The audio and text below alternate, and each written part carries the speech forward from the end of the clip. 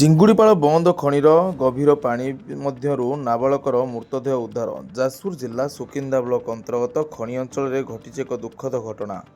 OMC ଅଧୀନରେ ଥିବା ଚିଙ୍ଗୁଡ଼ିପାଳ ପଞ୍ଚାୟତର ଓସ୍ତିଆ ଗ୍ରାମ ପାଖରେ ଅବସ୍ଥିତ ବନ୍ଦ ଖଣିର ଗଭୀର ପାଣିରେ ବୁଡ଼ି 11 ବର୍ଷର ନାବାଳକ ଆଲୋକ ମହାନ୍ତଙ୍କ ମୃତ୍ୟୁ ଘଟିଛି। ଶନିବାର ଦିନ ପ୍ରାୟ ଦିନ ସମୟରେ ଗୁର୍ଜଙ୍ଗ ଗ୍ରାମର ତ୍ରିଲୋଚନ ମହାନ୍ତଙ୍କ ପୁଅ ଆଲୋକ ଅନ୍ୟ ପିଲାମାନଙ୍କ ସହ ଖଣି ପାଣିରେ ଗାଧୋଇବା ସମୟରେ ହଠାତ୍ ଗଭୀର ଜଳରେ ବୁଡ଼ି ନିଖୋଜ ହୋଇଯାଇଥିଲେ।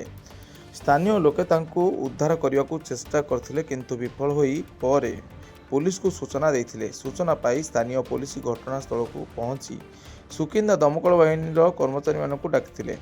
ପ୍ରଥମ ଦିନ ଦମକଳ ବାହିନୀର କର୍ମଚାରୀମାନେ ଗଭୀର ପାଣିରେ ଖୋଜାଖୋଜି କରିଥିଲେ ମଧ୍ୟ ନାବାଳକଙ୍କୁ ପାଇପାରି ନଥିଲେ। ପରେ ରବିବାର ସକାଳେ ଭୁବନେଶ୍ୱରରୁ ଆସିଥିବା ଦମକଳ ବାହିନୀର ସ୍ୱତନ୍ତ୍ର ଟିମ୍ ଆଧୁନିକ ଯନ୍ତ୍ରପାତି ଓ କ୍ୟାମେରା ସହ ତଲାସୀ ଅଭିଯାନ ଚଳାଇ ପ୍ରାୟ 50 ଫୁଟ ଗଭୀରରୁ ନାବାଳକଙ୍କ ମୃତଦେହ ଉଦ୍ଧାର କରିଥିବା ଦେଖିବାକୁ ମିଳିଛି।